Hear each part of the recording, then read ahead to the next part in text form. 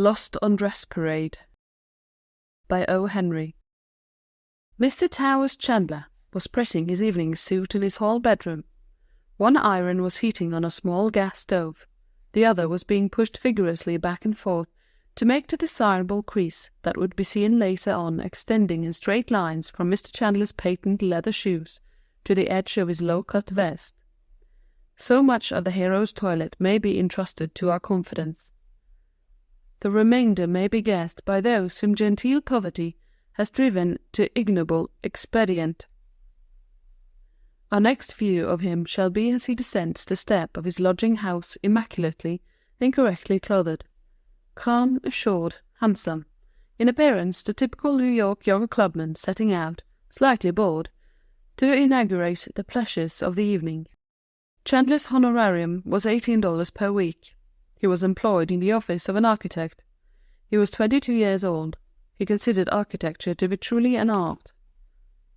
And he honestly believed, though he would not have dared to admit it in New York, that the Flatiron building was inferior in design to the great cathedral in Milan.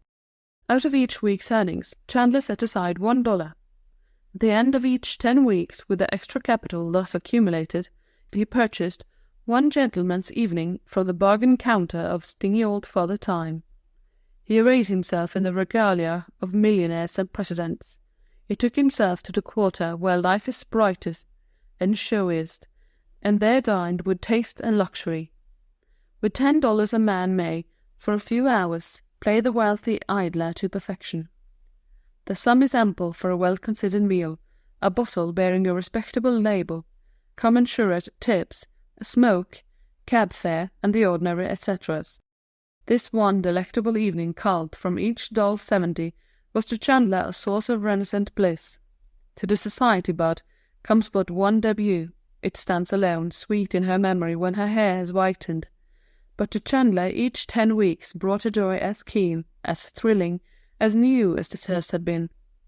To sit among bon vivants, other palms in the swirl of concealed music, to look upon the habitués of such a paradise, and to be looked upon by them. What is a girl's first dance and short-sleeved tulle compared with this? Up Broadway Chandler moved, with the vespertine dress parade. For this evening he was an exhibit as well as a gazer.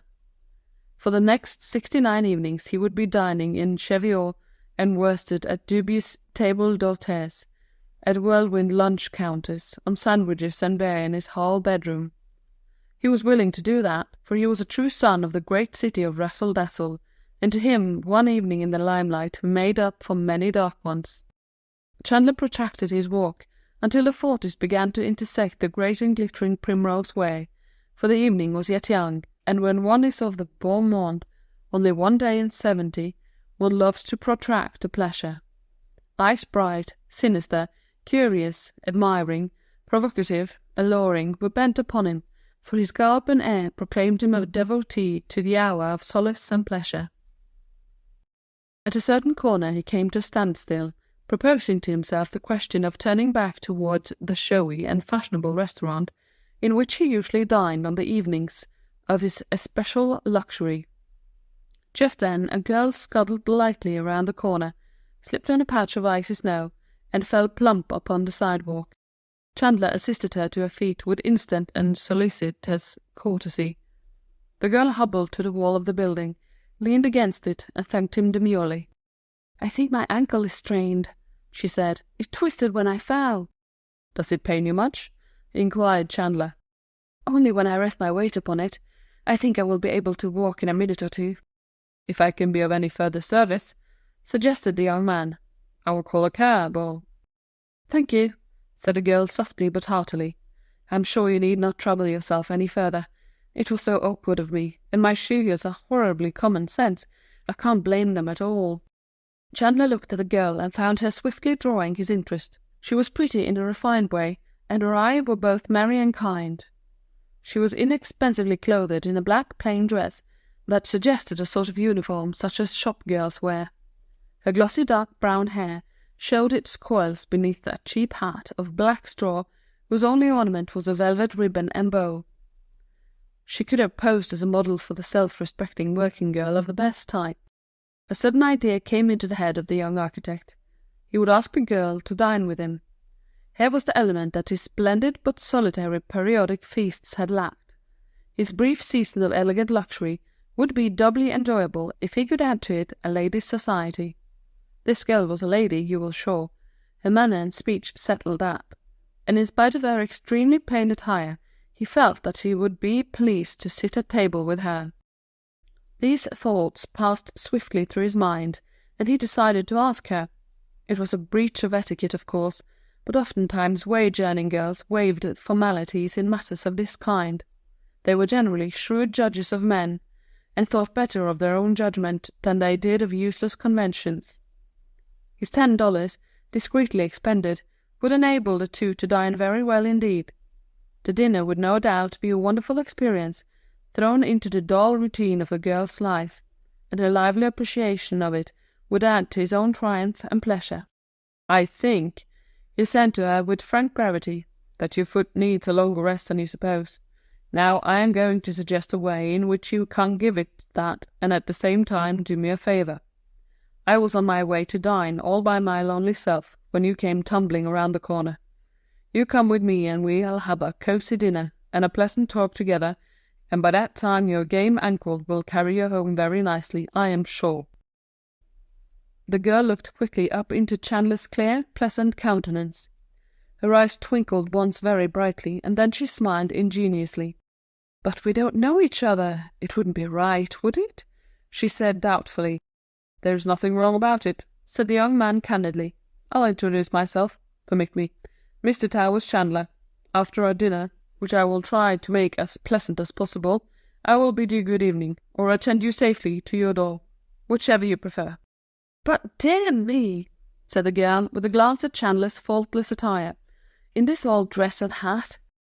"Never mind that," said Chandler cheerfully. "I'm sure you look more charming in them than any one we shall see in the most elaborate dinner toilet." "My ankle does hurt yet," admitted the girl, attempting a limping step. "I think I will accept your invitation, Mr. Chandler. You may call me Miss Marian." "Come then, Miss Marian," said the young architect gaily, but with perfect courtesy. "You will not have far to walk. There is a very respectable and good restaurant in the next block. You will have to lean on my arm, so, and walk slowly. It is lonely dining all by oneself. I am just a little bit glad that you slipped on the ice." When the two were established at the well-appointed table, with a promising waiter hovering in attendance, Chandler began to experience the real joy that his regular outing always brought to him. The restaurant was not so showy or pretentious as the one further down Broadway, which he always preferred, but it was nearly so. The tables were well filled with prosperous-looking diners. There was a good orchestra, playing softly enough to make conversation a possible pleasure, and the cuisine and service were beyond criticism. His companion, even in her cheap hat and dress, held herself with an air that added distinction to the natural beauty of her face and figure, and it is certain that she looked at Chandler, with his animated but self-possessed manner of his kindling, and frank blue eyes, with something not far from admiration in her own charming face. Then it was that the madness of Manhattan, the frenzy of fuss and feathers, the bacillus of brag, the provincial plague of pose, seized upon Towers Chandler. He was on Broadway, surrounded by pomp and style, and there were eyes to look at him. On the stage of that comedy he had assumed to play the one-night part of a butterfly of fashion, and an idler of means and taste. He was dressed for the part, and all his good angels had not the power to prevent him from acting it. So he began to prate to Miss Marian of clubs, of teas, of golf and riding, and kennels and cotillions, and tours abroad, and threw out hints of a yacht lying at Larchmont. He could see that she was vastly impressed by this vague talk, so he endorsed his pose by random insinuations concerning great wealth, and mentioned familiarly a few names that are handled reverently by the proletariat. It was Chandler's short little day, and he was wringing from it the best that could be had, as he saw it. And yet once or twice he saw the pure gold of this girl shine through the mist that his egotism had raised between him and all object. "This way of living that you speak of," she said, "sounds so futile and purposeless. Haven't you any work to do in the world that might interest you more?" "My dear Miss Marian," he exclaimed. "Work? Think of dressing every day for dinner, of making half a dozen calls in an afternoon, with a policeman at every corner ready to jump into your auto and take you to the station if you get up any greater speed than a donkey's cart gait. We do-nothings are the hardest workers in the land." The dinner was concluded, the waiter generously fed, and the two walked out to the corner where they had met. Miss Marian walked very well now. Her limp was scarcely noticeable. "Thank you for a nice time," she said, frankly. "I must run home now. I liked it dinner very much, Mr. Chandler." He shook hands with her, smiling cordially, and said something about a game of bridge at his club. He watched her for a moment, walking rather rapidly eastward, and then he found a cab to drive him slowly homeward. In his chilly bedroom Chandler laid away his evening clothes for a 69 days' rest. He went about it thoughtfully. "That was a stunning girl," he said to himself. "She's all right, too, I'll be sworn, even if she does have to work. Perhaps if I told her the truth instead of all that rustle-dazzle we might. But, confound it, I had to play up to my clothes." Thus spoke the brave who was born and reared in the wigwams of the tribe of the Manhattans. The girl, after leaving her entertainer, sped swiftly across town until she arrived at a handsome and sedate mansion, 2 squares to the east, facing on that avenue which is the highway of Mammon and the auxiliary gods. Here she entered hurriedly and ascended to a room where a handsome young lady in an elaborate house-dress was looking anxiously out the window. "Oh, you madcap!" exclaimed the elder girl, when the other entered. "When will you quit frightening us this way? It is 2 hours since you ran out in that rag of an old dress and Marie's hat. Mamma has been so alarmed. She sent Louise in the auto to try to find you. You're a bad, thoughtless puss." The elder girl touched a button, and a maid came in a moment. "Marie, tell Mamma that Miss Marian has returned." "Don't scold, sister. I only ran down to Madame Theo's to tell her to use mauve insertion instead of pink. My costume and Marie's hat were just what I needed. Everyone thought I was a shop girl, I am sure." "Dinner is over, dear. You stayed so late." "I know. I slipped on the sidewalk and turned my ankle. I could not walk, so I hobbled into a restaurant and sat there until I was better. That is why I was so long." The 2 girls sat in a window seat, looking out at the lights and the stream of hurrying vehicles in the avenue. The younger one cuddled down with her head in her sister's lap. "We will have to marry some day," she said dreamily. "Both of us. We have so much money that we will not be allowed to disappoint the public." "Do you want me to tell you the kind of man I could love, sis?" "Go on, you scatterbrain," smiled the other. "I could love a man with dark and kind blue eyes, who is gentle and respectful to poor girls, who is handsome and good and does not try to flirt. But I could love him only if he had an ambition, an object, some work to do in the world. I would not care how poor he was, if I could help him build his way up.